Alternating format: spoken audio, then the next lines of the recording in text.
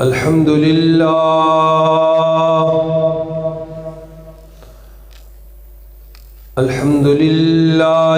وكفى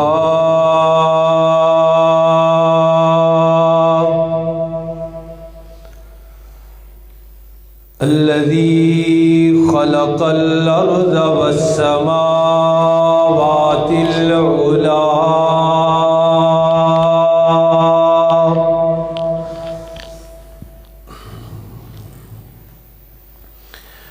وبين الضلالة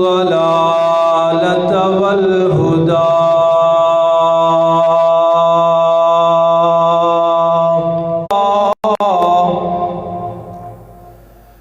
وداعيا إلى الله بإذنه وسراجا منيرا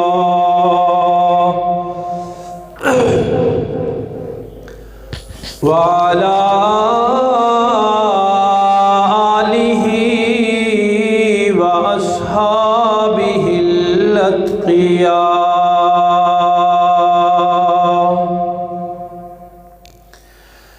الذين هم خلاصة العرب الأرباب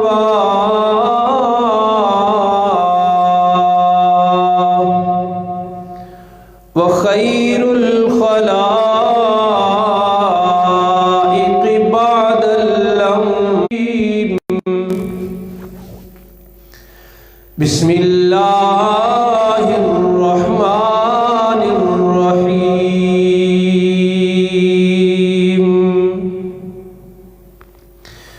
وعد الله الذين آمنوا منكم وعملوا الصالحات ليستخلفنهم في الأرض كما استخلف الذين من قبلهم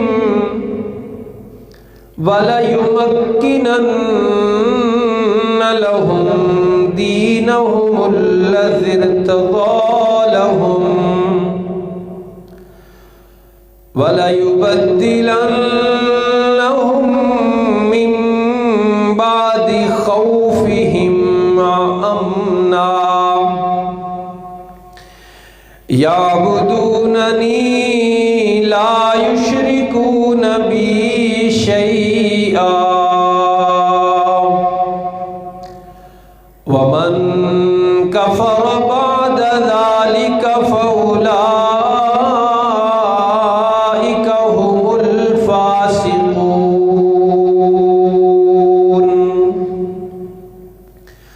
صدق الله العظيم. وبلغنا رسوله النبي الأمي الأمين العظيم الكريم. ونحن على ذلك لمن الشاهدين والشاكرين والحمد لله رب العالمين.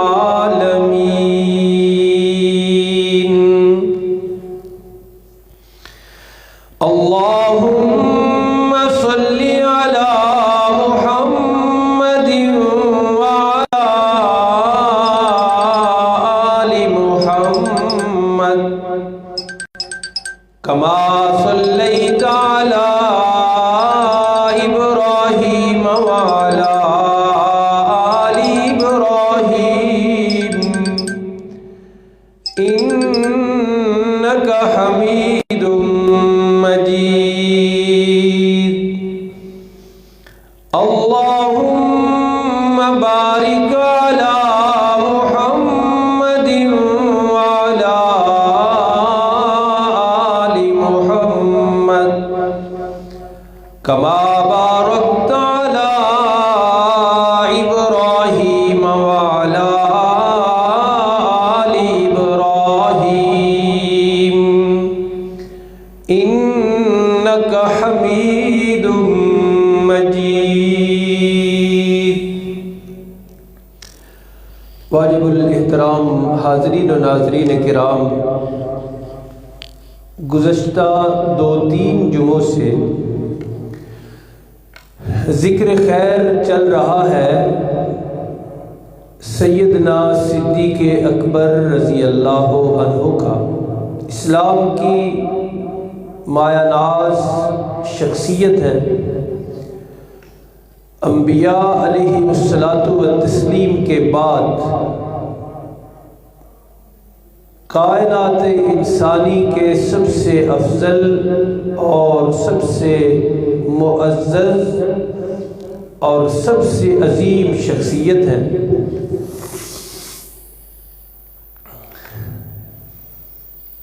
رسول کریم صلی اللہ علیہ وسلم کے ہر لمحہ کے ہم سفر ہیں،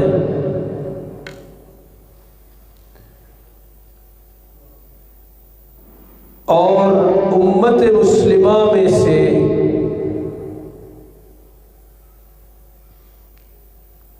واحد شخصیت ہے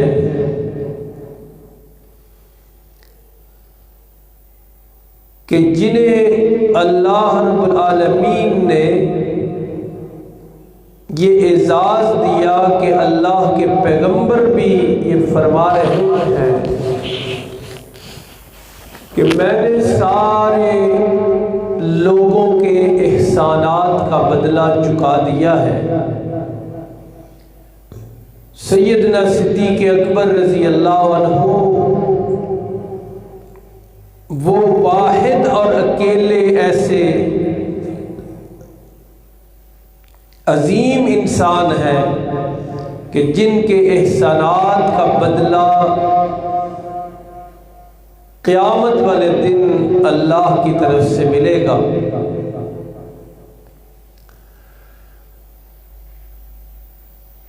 رسول کریم صلی اللہ علیہ وسلم کی رحلت مبارکہ کے بعد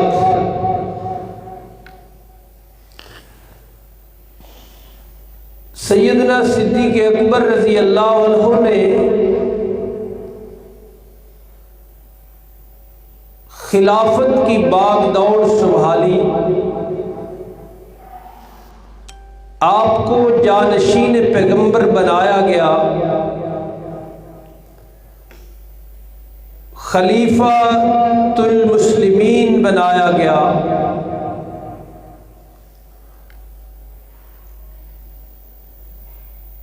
خلیفہ بلا فصل کے مقام پر فائز ہوئے۔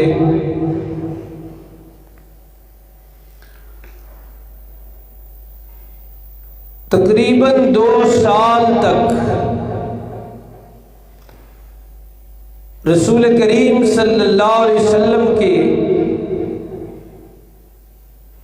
مصلی مبارک پہ کھڑے ہو کے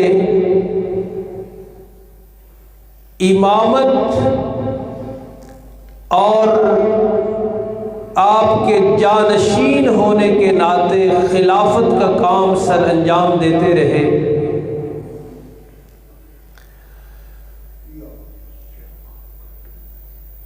آپ کی خلافت کے بارے میں 2 باتیں لازمی طور پہ عرض کرنا ضروری ہے۔ پہلی بات یہ کہ آپ خلیفہ بلا فصل ہیں۔ اس لفظ کا آسان سا مطلب یہ ہے کہ رسول اللہ صلی اللہ علیہ وسلم کی رحلت وفات اور وصال کے بعد فوراً آپ خلیفہ بنے۔ بلا فصل کا مطلب کہ فاصلہ نہیں ہے۔ جیسے ہی اللہ کے پیغمبر صلی اللہ علیہ وسلم کی رحلت ہوئی، وفات ہوئی، تو سب سے پہلے خلیفہ بنے سیدنا صدیق اکبر رضی اللہ عنہ۔ آپ کے اس منصب اور اس شان کو متنازع بنایا جاتا ہے کہ نہیں جی آپ نہیں خلیفہ بلا فصل، اور اس کو اتنا متنازع بنایا جاتا ہے کہ آج بھی آپ کے طبقہ، صحابہ کا دشمن طبقہ، اپنی اذانوں میں یہ اعلان کرتا ہے کہ سیدنا صدیق اکبر رضی اللہ عنہ بلا فصل خلیفہ نہیں، جبکہ پوری امت نے اس وقت کے سارے عظیم لوگوں نے آپ کو خلیفہ بلا فصل بنایا اور تسلیم کیا۔ تو آپ کی خلافت اور آپ کی جانشینی کے بارے میں یہ نکتہ اور یہ عقیدہ ذہن میں رکھنا چاہیے ہمیشہ کے لیے کہ آپ بلا فصل خلیفہ ہیں، کوئی درمیان میں نہیں ہے۔ رحلت مبارکہ ہوئی تو سب سے پہلے خلافت کے تخت پر جو ہستی جلوہ افروز ہوئی اس کا نام سیدنا صدیق اکبر ہے۔ تاریخ کو مسخ نہیں کیا جا سکتا، چینج نہیں کیا جا سکتا۔ تو یہ پہلی بات لازمی طور پہ ہر مسلمان کو ذہن میں رکھنی چاہیے کہ آپ کا منصب خلیفہ بلا فصل ہے۔ اور اسی خلافت کے بارے میں دوسری اہم ترین بات یہ ذہن میں رکھنی چاہیے کہ آپ متفقہ خلیفہ تھے، یعنی ایسا نہیں ہوا کہ آپ کی خلافت کی بات چلی اور کچھ لوگوں نے کہا نہیں جی ہم خلیفہ بنیں گے۔ صحابہ کرام رضی اللہ عنہم اجمعین کی پوری جماعت نے آپ کو خلیفہ بھی بنایا اور آپ کے ہاتھ پر بیعت بھی کی۔ تو یہ دوسری بات بھی ہمیشہ کے لیے ذہن میں رکھنی چاہیے۔ جھوٹے مورخ اور صحابہ کے دشمن اور ان سے متاثر لوگ الجھائیں گے، لیکن حق یہ ہے، سچ یہ ہے کہ آپ کی خلافت متفقہ خلافت ہے۔ کسی ایک صحابی نے بھی آپ کی خلافت میں اختلاف نہیں کیا۔ جس ہستی کے بارے میں سب سے زیادہ کہا جاتا ہے کہ ان کا حق تھا یا وہ مسیح رسول تھے یا انہوں نے خلافت سنبھالنی تھی، انہوں نے ناجائز قبضہ کیا، وہ ہے حضرت علی المرتضیٰ رضی اللہ عنہ۔ اہل بیت کی محبت کا نام لے کر اور اہل بیت کا اپنے آپ کو محب قرار دے کر یہ باتیں پھیلائی جاتی ہیں۔ تو اس سلسلے میں یہ بات یاد رکھیے کہ خود حضرت علی المرتضیٰ رضی اللہ عنہ کا فرمان اور عمل کیا تھا۔ اہل سنت والجماعت کا یہ دعویٰ ہے کہ آپ نے کبھی بھی اپنی خلافت کا دعویٰ نہیں کیا، یعنی حضرت ابو بکر رضی اللہ عنہ خلیفہ ہوں اور حضرت علی المرتضیٰ رضی اللہ عنہ نے گھر میں، مسجد میں، بازار میں، کسی محفل مجلس میں اپنی خلافت کی بات کی ہو، لڑائی کا کوئی ماحول بنایا ہو یا کہا ہو، ظاہر کیا ہو کہ خلیفہ تو میں تھا، یہ کیوں بنے، نہیں بننا تھا، یہ نہیں ہے، ایسی کوئی بات حدیث اور سچی تاریخ میں نہیں ملے گی۔ کوئی اختلاف نہیں، کسی نے اختلاف نہیں کیا۔ تو اس لیے یہ دوسرا قانون نقطہ یہ ہے کہ آپ متفقہ خلیفہ تھے، سارے صحابہ کا اتفاق تھا، سب نے ایک رائے ہو کر مشورے کے ساتھ آپ کو خلیفہ بلا فصل بنایا۔ اور جس محترم اور معزز ہستی کا میں ذکر کر رہا ہوں، جن کا نام لے کر یہ لوگوں کو بتاتے ہیں کہ جھگڑا تھا، لڑائی تھی، خلافت حق کسی کا تھا، دے کسی اور کو دیا گیا، انہی کی بات ذرا سن لیجئے۔ طبقات کبریٰ ایک کتاب ہے، بڑی مستند کتاب ہے، اس میں حضرت علی المرتضیٰ رضی اللہ عنہ کا اپنا فرمان سنیے، اس میں آیا ہے۔ میں نے عرض کیا کہ آپ نے کسی مجلس، محفل، گھر، مسجد میں یہ کہا ہو کہ میں نے خلیفہ بننا تھا، یہ تو بات ملے گی نہیں کہ آپ نے رائے، اختلافی رائے ظاہر کی ہو، بتایا ہو کسی کو گھر یا باہر کہیں بھی، یہ نہیں ملے گا کہ آپ نے کہا ہو میں نے خلیفہ بننا تھا، یہ کیوں بن گئے، یہ نہیں بننا چاہیے تھا، ایسی تو بات مل ہی نہیں سکتی۔ لیکن ہمارے حق میں یہ بات موجود ہے اور آپ کا فرمان ہے۔ کتاب کا نام میں نے عرض کیا،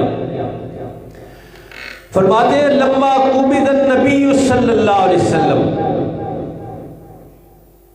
کہ جب رسول اللہ صلی اللہ علیہ وسلم کی رحلت ہو گئی، آپ کی وفات ہو گئی، فَنَظَرْنَا فِي أَمْرِنَا، یہ حضرت علی شیر خدا کی بات میں آپ سے عرض کر رہا ہوں، اور یہ اس لیے خاص طور پہ آج میں عرض کر رہا ہوں کہ انہی کا نام لے کر خلافت کا جھگڑا پیش کیا جاتا ہے نا، تو ان کی اپنی ذرا بات سنیے اور مستند کتاب سے۔ فرماتے ہیں لما قبض النبی صلی اللہ علیہ وسلم فنظرنا فی امرنا، کہ رسول اللہ صلی اللہ علیہ وسلم جب اللہ کے پاس چلے گئے، وصال ہو گیا، وفات ہو گئی، آپ کی رحلت مبارکہ کا مرحلہ آ گیا، تو حضرت علی المرتضیٰ فرماتے ہیں فنظرنا فی امرنا، تو ہم نے اس خلافت والے کام میں غور و فکر کیا، غور ہوا تھا، مشورہ ہوا تھا، بات چلی تھی، اس میں کوئی شک نہیں، ہوا تھا۔ خود آپ فرما رہے ہیں کہ ہم نے غور کیا،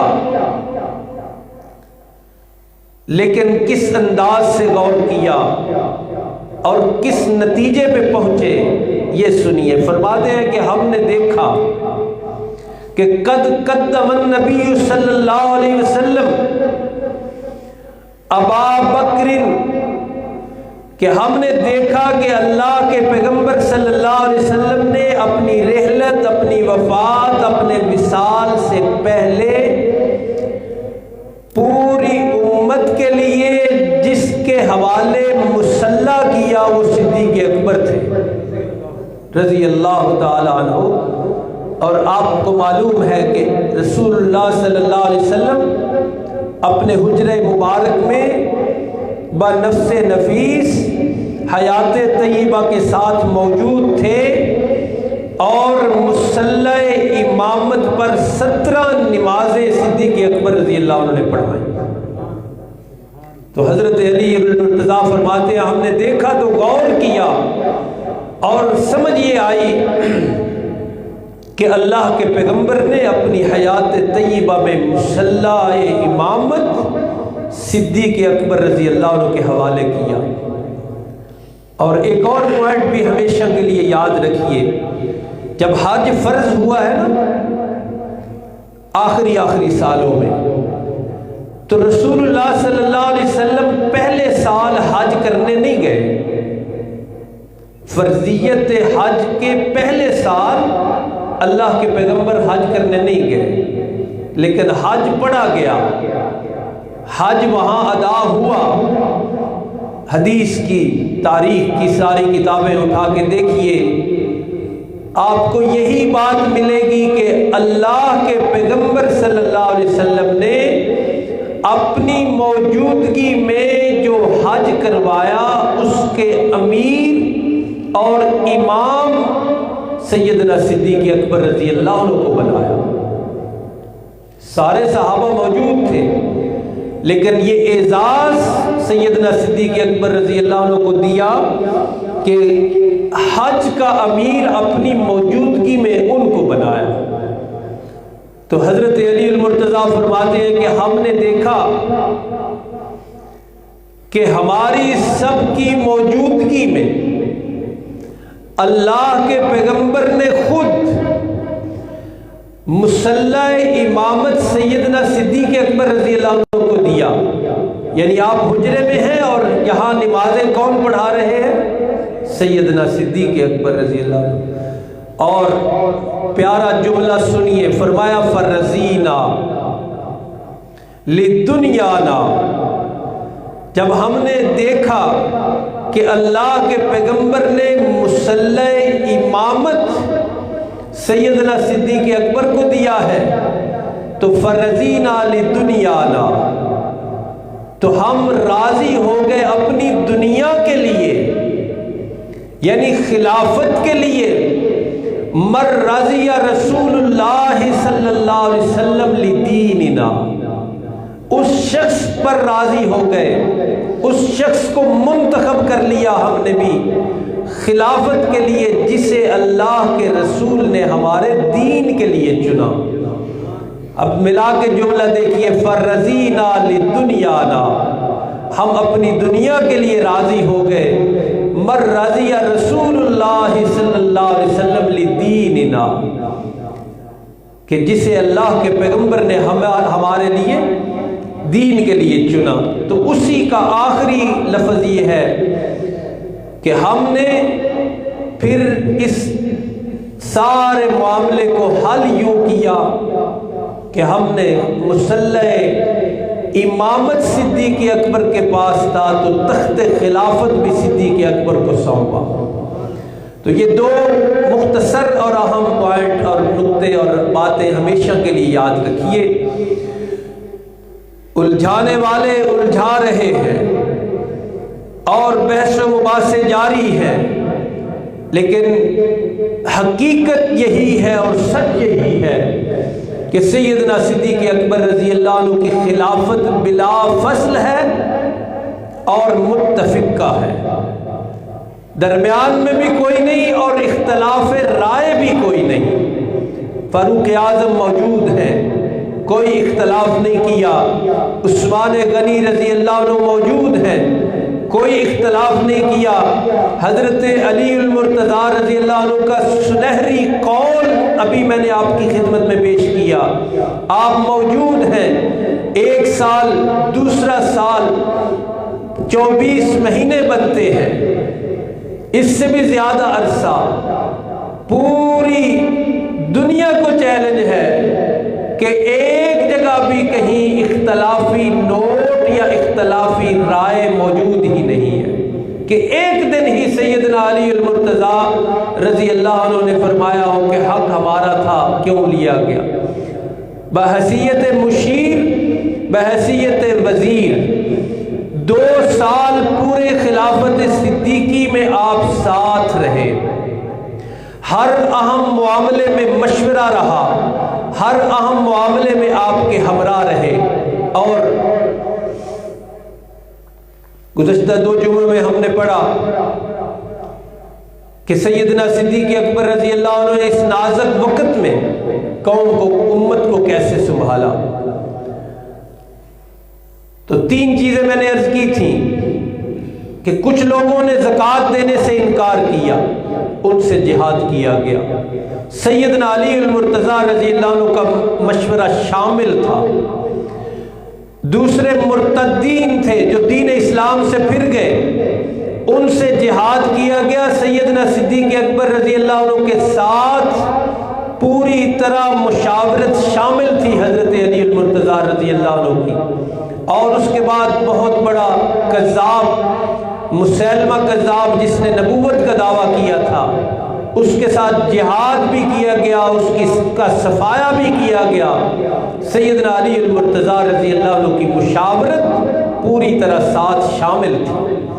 اور یہاں تک نہیں، خلافت فاروقی میں بھی آپ ساتھ رہے، خلافت عثمانی میں بھی ساتھ رہے۔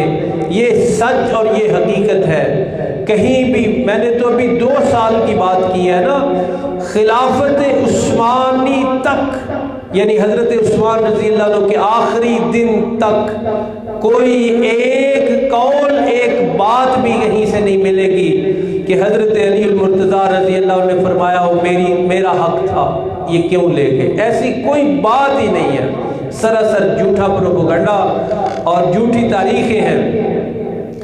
تو بہرحال یہ 2 باتیں مختصر وقت میں نے عرض کی۔ آخر میں ایک بات سیدنا صدیق اکبر رضی اللہ عنہ کے کردار کے حوالے سے ایک عرض کرنی ہے، وہ یہ ہے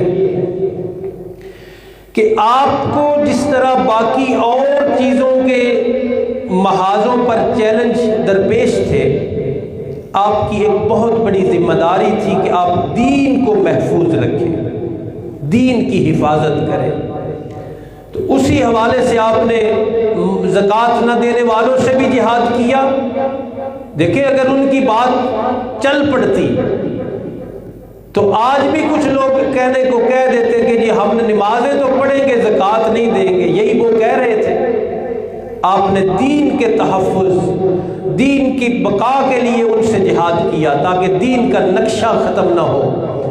اور اسی طرح اگر مسیلمہ کذاب کی بات چل نکلتی تو آج پتہ نہیں اس کے ماننے والے کتنے ہوتے جو امت کے لیے خطرہ بنتے، لیکن آپ نے اس محاذ پر بھی دین کا تحفظ کیا، دین کو بچایا۔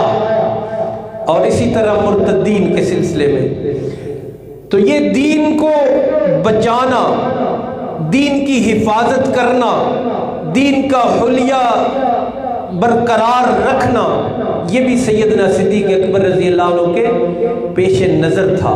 آپ نے بڑی اہمیت دی اس بات کو کہ جو دین اور دین کا جو نقشہ اور جو حلیہ رسول اللہ صلی اللہ علیہ وسلم دے کر گئے ہیں اس میں کوئی چینجنگ نہ ہو، کیونکہ یہ جو تبدیلیاں ہوتی ہیں نا، یہ اس طرح اثر کرتی ہیں کہ ایک نسل وہ تبدیلی دین کے اندر لاتی ہے، آنے والی نسل اسی کو دین سمجھنے لگ جاتی ہے اور دین مسخ ہو جاتا ہے۔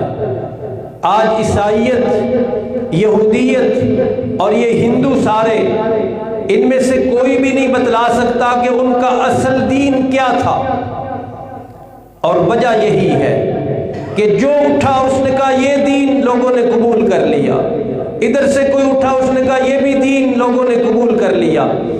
امت مسلمہ کو بھی اس خطرے کا سامنا رہا ہے کہ یہ ہماری اس بات کو جی دین مانو، ادھر سے کوئی اٹھتا ہے وہ کہتا ہے ہماری اس بات کو دین مانو، لیکن اول دن سے امت مسلمہ کو اس فتنے سے بچانے کے لیے لوگوں کی کوششیں جاری ہیں۔ تو سیدنا صدیق اکبر رضی اللہ عنہ کا اس سلسلے میں بھی کردار بڑا روشن ہے۔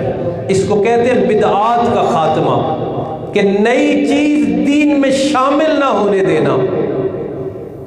آپ نے اس محاذ پہ بڑی قربانی دی، جیسے میں نے عرض کیا، زکوٰۃ نہ دینے والوں کو بھی روکا کہ تمہاری یہ بات میں دین میں شامل نہیں ہونے دوں گا، مرتدین کی باتیں بھی روکیں اور مسیلمہ کذاب کا طوفان بھی روکا۔ چھوٹی چھوٹی باتیں بھی دین بن جاتی ہیں، آپ نے اس پہ بھی نظر رکھی۔ اس کی ایک مثال سن لیجئے، حج ہو رہا تھا، ایک دن زمانے میں حج ہو رہا تھا، تو میں نے بتایا کہ آپ اس محاذ پہ نظر رکھے ہوئے تھے کہ کوئی ایسا کام جو دین نہیں وہ دین نہ بن سکے، اس میں بڑی محنت کرنی پڑتی ہے۔ اور جن لوگوں کو معلوم ہے ہماری جماعت اور ہم اللہ کے فضل و کرم سے جتنا ہو سکتا ہے اس پر بات کرتے ہیں، اور ہمیں معلوم ہے کہ جو بھی اس پر بات کرتا ہے اس کو اچھا نہیں سمجھا جاتا، کہتے ہیں یہ فلاں چیز کے منکر، یہ فلاں چیز کو نہیں مانتے، یہ دیکھو جی یہ نہیں کرتے، یہ نہیں کرتے۔ ہمارا کہنا تو صرف اتنا ہے کہ اگر اللہ نے فرمایا ہے یہ کام کرنے کا اور رسول اللہ صلی اللہ علیہ وسلم نے کر کے دکھایا ہے تو ٹھیک ہے، لیکن اگر تم یہ کہو کہ فلاں شہر میں ہوتی ہے یہ تو تم بھی کرو تو اس طرح تو ہم نہیں کریں گے. اور یہ بہت بڑا جرم ہے. ہر دور میں فتوے آتے ہیں، مخالفتیں ہوتی ہیں، بڑا کچھ کہا جاتا ہے. تو سیدنا صدیق اکبر رضی اللہ عنہ کی میں بات عرض کر رہا تھا کہ آپ نے اس نازک پوائنٹ پر بھی نظر رکھی اور فوکس کیا کہ کوئی نئی چیز، کوئی نئی بات دین میں شامل نہ ہونے پائے. اس کی مثال کتابوں میں لکھی ہے بڑی عجیب. فرماتے ہیں کہ حج ہو رہا تھا تو پتہ چلا آپ کو کہ ایک عورت نے کہا ہے کہ میں دوران حج بولوں گی نہیں. ساڈے وچ بھی نہیں رکھتے چپ دا روزہ، ہاں جی چپ دا روزہ رکھے فلاں نے. تو اس نے یہ طے کیا ہوا تھا اپنے آپ میں، بغیر ثبوت، بغیر دلیل، بغیر کسی بنیاد کے، کہ میں نے چپ کا حج کرنا ہے، خاموشی کا حج. اب کہنے والے کہہ سکتے ہیں بھی کوئی گل ہے فوکس کرنے والی، یہ تے بھی کوئی توجہ دین دی لوڑ سی. لیکن صحابہ سارے کے سارے، آپ تفصیل میں جائیں گے وقت نہیں ہے تو نظر آئے گا آپ کو کہ اس محاذ پہ بڑے حساس تھے کہ کوئی چیز بھی ایسی دین میں شامل نہیں ہونے دینی جو دین نہیں ہے. اکثر میں وہ عرض کرتا رہتا ہوں، جو بھی اس محاذ پہ کام کرتا ہے وہ کام عرض کرتا آپ کو بتاتے رہتے ہیں علماء کہ حضرت عبداللہ ابن مسعود رضی اللہ عنہ کو پتہ چلا کہ ایک بندہ ہے امام بصرے میں، وہ نماز کے بعد کچھ کلمات کہتا ہے. نماز کے بعد کوئی ورد کرتا ہے، کوئی وظیفہ کرتا ہے، اور اس وظیفے کی، اس ورد کی پوزیشن یہ تھی کہ رسول اللہ نے نہیں کیا تھا صلی اللہ علیہ وسلم. تو آپ نے فرمایا مجھے اس کے پاس لے چلو، اس کے پاس مجھے لے چلو، اور اس کو جا کے سمجھایا. حالانکہ وہ گالیاں نہیں نکالتا تھا، وہ نیک جملہ ہی کو کہتا تھا، لیکن اس کے پاس تشریف لے گئے اور اسے کہا کہ یہ اللہ کے نبی جو ہمیں دین دے کے گئے ہیں یہ اس میں نہیں ہے، اس کا حصہ نہیں ہے، اس کو چھوڑ دو. ایک اور بات بھی بڑی مشہور ہے کہ چھینک جب آتی ہے نا، چھینکتا ہے بندہ، تو اللہ کے نبی کی تعلیم کیا ہے؟ الحمدللہ کہنا ہے. تو ایک آدمی کہتا تھا الحمدللہ والصلاۃ والسلام علی رسول اللہ. یہ غلط جملہ ہے. کتنا اچھا جملہ ہے، درود سے بڑھ کر اور کیا چیز ہو سکتی ہے. لیکن نبی نے اس جگہ نہیں کہا تو صحابہ نے اس کو جا کے روکا کہ دین کو اس طرح رہنے دو جس طرح اللہ کے نبی دے کے گئے. یہ بڑا نازک مسئلہ ہے، بڑا حساس مسئلہ ہے. لوگ متنفر ہو جاتے ہیں، لوگ یہ تو پتہ نہیں اس چیز کے منکر ہے اس لیے نہیں کہتے، حالانکہ ایسا نہیں. اصل ہمارا مقصد سمجھیے اور بات سمجھیے، اور وہ یہ ہے کہ اللہ کے نبی کا دیا ہوا دین اسی شکل میں برقرار رکھنا ضروری ہے جس شکل میں آپ دے کے گئے. تو سیدنا صدیق اکبر رضی اللہ عنہ کو میں آپ کو عرض کر رہا تھا کہ کتنا عمدہ کردار ادا کیا اس محاذ پر بھی. پتہ چلا کہ ایک عورت حج پہ آئی ہوئی ہے اور خاموشی اختیار کی ہوئی ہے اس نے.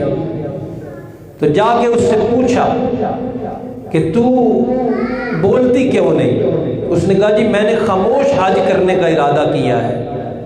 تو خاموش حج کا تو کوئی وجود ہی نہیں اللہ کے نبی کے دین میں. وہاں تو لبیک اللہم لبیک کے ترانے پڑھنے ہوتے ہیں. تو یہ تو دین ہی پورا بدل رہی تھی کہ میں خاموش حج کرنے لگی ہوں. تو سیدنا صدیق اکبر رضی اللہ عنہ نے اس کی خاموشی توڑوائی اور اسے فرمایا کہ تو بات کر، بولا کر.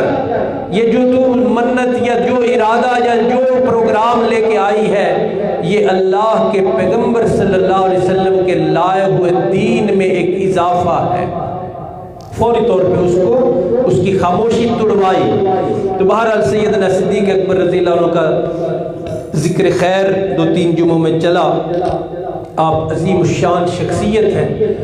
یہی رتبہ یہی مقام ہمیشہ ذہن میں رکھیے کہ انبیاء علیہ الصلوۃ والتسلیم کے بعد آپ سے بڑی شان، آپ سے بڑا رتبہ کسی اور کا نہیں ہے. اور وہ حدیث مبارکہ جو دونوں جمعوں میں عرض کی، آخر میں پھر عرض کر دوں کہ انہی خدمات کی وجہ سے اللہ کے پیغمبر صلی اللہ علیہ وسلم نے ارشاد فرمایا کہ حب ابی بکر و شکرہ واجب علی امتی. دوسری حدیث بڑی یاد رکھتے ہیں، یہ بھی حدیث ہے.